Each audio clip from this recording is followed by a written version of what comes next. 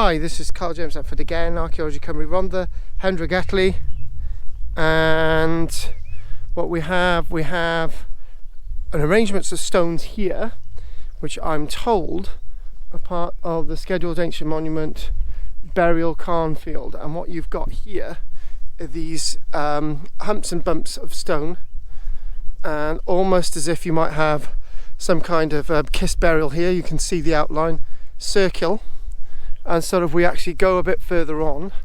So obviously lots of burials here from the Bronze Age, so we're talking about 4,000 years ago. And as we start to move on, and there's another circular one in front. Okay, here we've got that, and moving on again.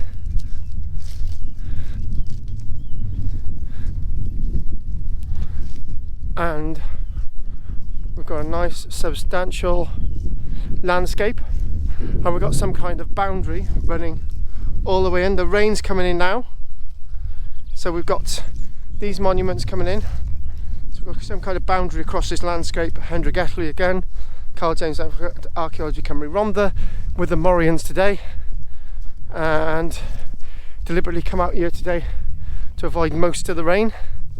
So I think we're so obviously we've got archaeology today, we've got frogs, and we've got a cairn monument here, Bronze Age, and you can see a load of stone on the surface.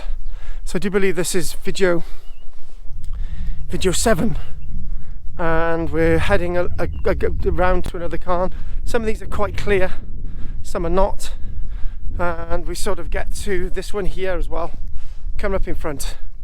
So excellent.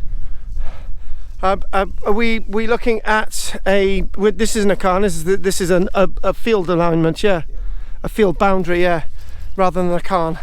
So the one that we just come from is a cairn.